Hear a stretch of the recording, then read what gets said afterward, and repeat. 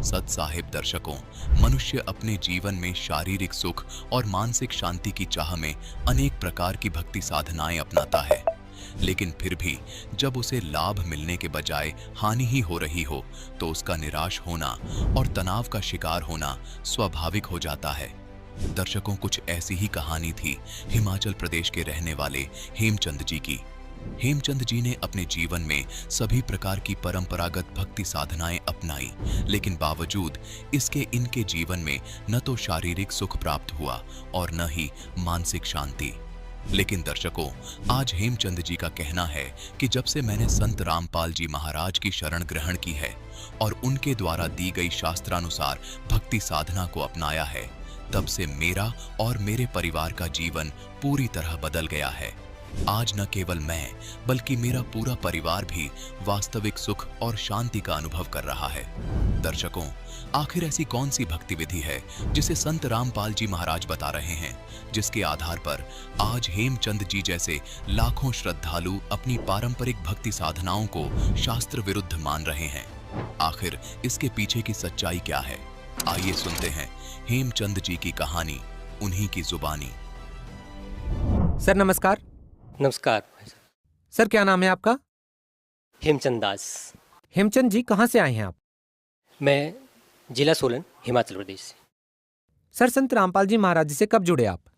मैं 2008 में संत रामपाल जी महाराज जी से जुड़ चुका था।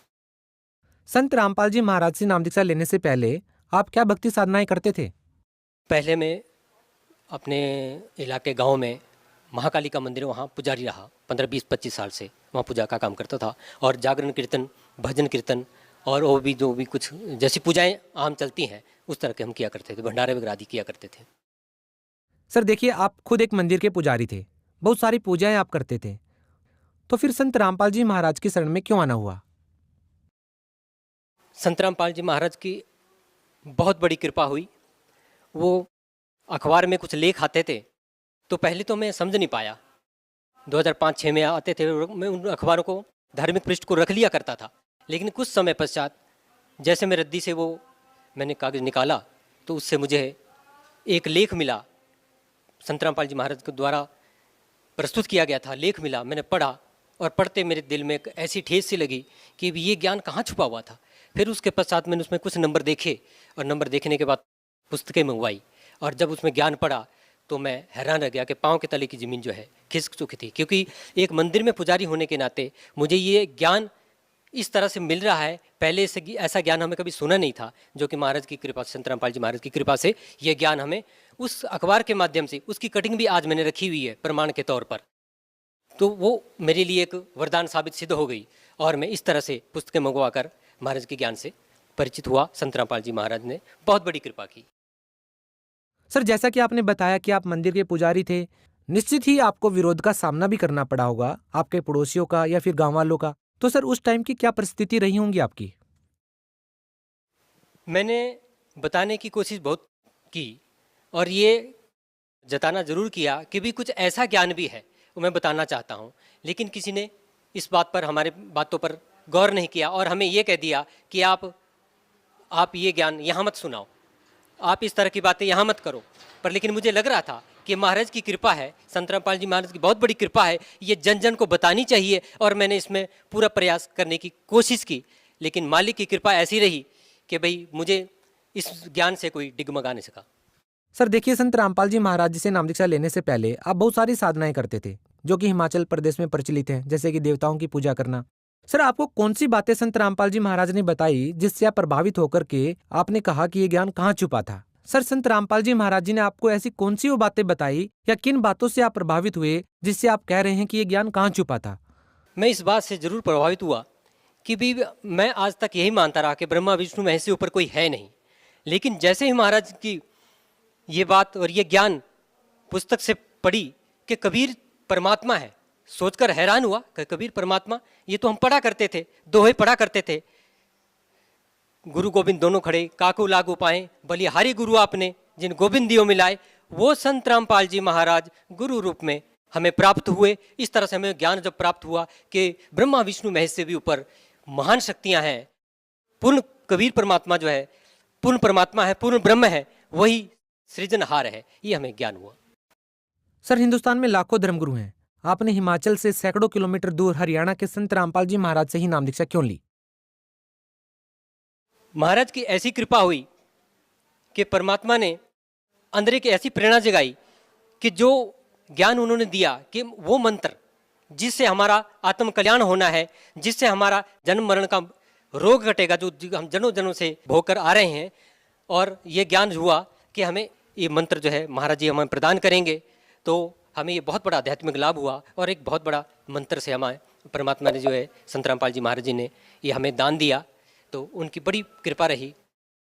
सर, आप एक मंदिर के पुजारी रहे हैं, निश्चित ही आपने तीर्थ व्रत भी किए होंगे, आपने श्राद्ध भी निकाले होंगे, पितर पूजा भी की होगी, लेकिन जैसा कि संत रामपाल जी महाराज के श्रद्धालु बताते हैं कि संत रामपाल जी महाराज इस प्रकार की सभी साधनाओं को करने से मना करते हैं, क्या ये सही है?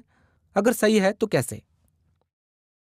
महाराज जी, संत रामपाल जी महाराज जी कहते हैं कि इस तरह की ये शास्त्रों के विरुद्ध साधनाएं आप लोग कर रहे हैं, हमें शास्त्रानुकूल साधना करनी है, जो कि महाराज ने अपने ज्ञान में बताई है और सत्संग में सुनाते हैं और पुस्तकों में बताते हैं, और हर एक भक्त को एक अपने इस ज्ञान के माध्यम से प्रेरणा जगाते हैं कि आप लोग शास्त्रानुकूल साधना करो। और जो आप साधना हम कर रहे थे, ये श्राद्ध निकालना, व्रत रखना, बहुत व्रत रखे, बहुत मतलब श्राद्ध वगैरह निकाले, लेकिन हमें इससे कोई लाभ नहीं होने वाला था। लाभ तो हमें महाराज द्वारा बताई गई, श्री संत रामपाल जी महाराज द्वारा बताई गई विधि से ही, जो शास्त्रानुकूल है, उसी से ही हमें ज्ञान होना था, उसी से हमारे आत्म कल्याण होना था, और इसी साधना से ही हम परमात्मा को, पूर्ण ब्रह्म को, परमात्मा को प्राप्त कर सकते हैं।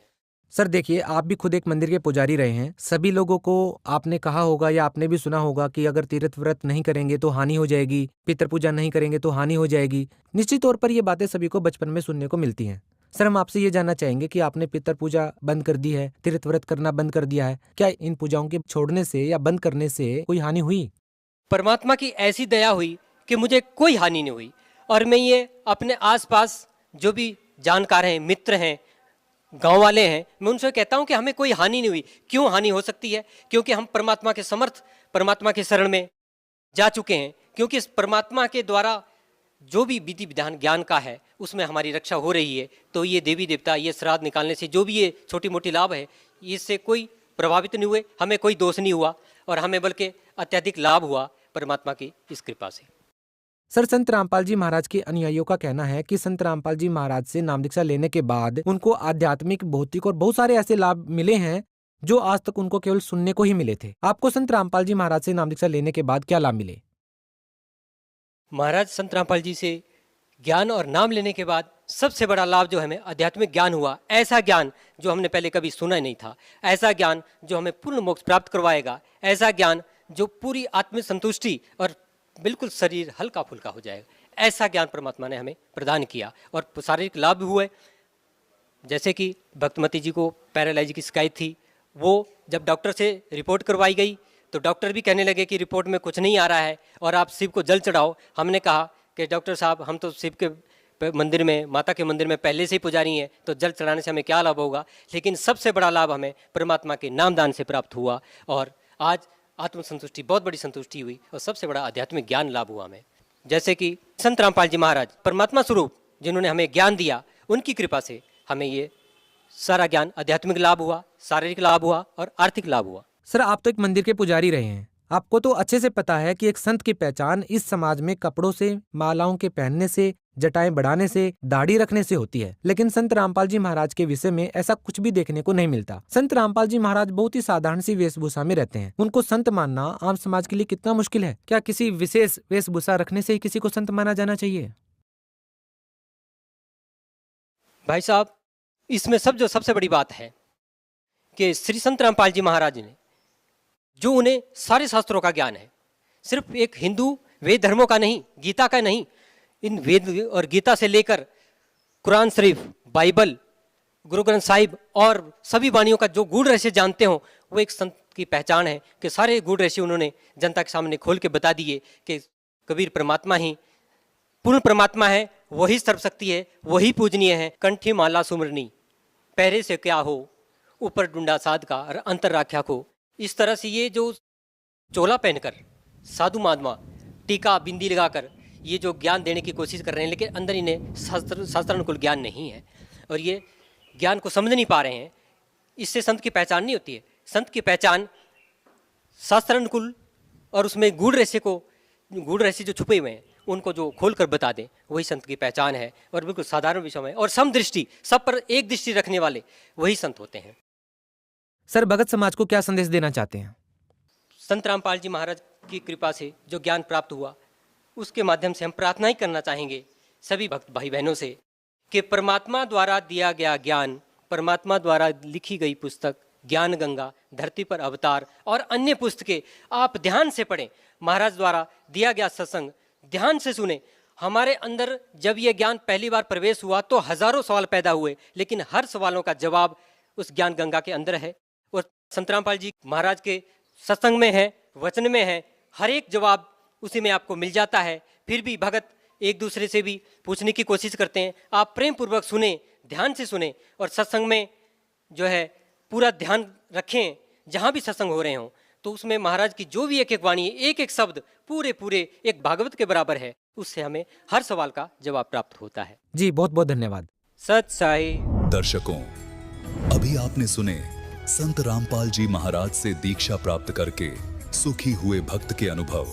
अब देखिए जगत गुरु तत्वदर्शी संत रामपाल जी महाराज के मंगल प्रवचन। श्री कृष्ण जी के सामने पूरा यादव कुल 56 करोड़ यादव आपस में उस दुर्वासा के श्राप उस कट के मर गए लड़के। नवजात शिशु मार डाले न पकड़ पकड़ के, नवजात शिशु मार डाले, कसाई बन गए। श्री कृष्ण का पूरा कुल नाश हो गया और श्री कृष्ण जी के पैर में एक शिकारी ने तीर मारा, उससे मृत्यु हुई। तो टिट फॉर टैट इनको भी भोगना पड़ा। तो कंप्लीट गॉड कहाँ थे और उनकी आप पूजा करके सुख की इंतजार करते हो। इसी प्रकार श्री रामचंद्र जी का सारा जीवन देख लो। युवा हुए, विवाह हुआ, विवाह होते वनवास हुआ, फिर रावण के साथ युद्ध हुआ, करोड़ों व्यक्ति मारे गए और सीता जी को अग्नि परीक्षा करके घर लाए। किसी एक धोबी के व्यंग से सीता जी को गर्भवती को निकाल दिया। भले व्यक्ति हो, अरे भगवान मत रहे में घना होता है, आम आदमी भी ना करे ऐसी गलती तो सारा देश भौंके जाओ। जब अपनी आंखों से परीक्षा करके लाए भगवान, अग्नि में बैठा दी सीता के तू मरगी जलगी तो तू कलंकित है, रावण के पास गई है, और नहीं जली तो तू सोने जैसी है। और वो नहीं जली अग्नि में और फिर भी अपने ऊपर विश्वास नहीं। एक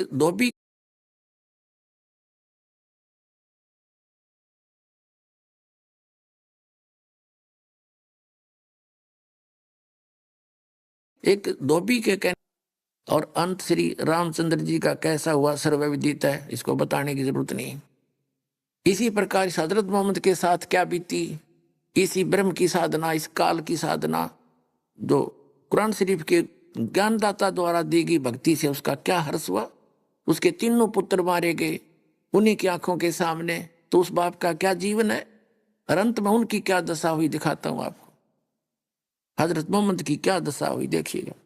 ये जीवनी हजरत मोहम्मद आपको फिर से दिखाते हैं।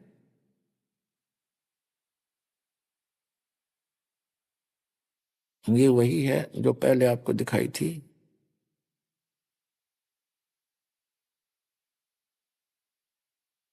इसका कंप्लीट विवरण यहां पर है, आप पढ़ सकते हैं।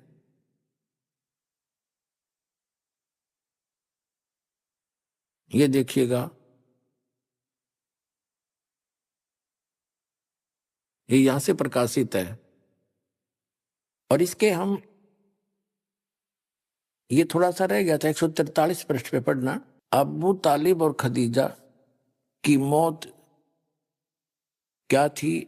एक सहारा था जो टूट गया, एक किला था जो ढह गया। यहां देखिएगा, ये नीचे निष्कर्ष दे रखा है, खदीजा का इंतकाल यानी मृत्यु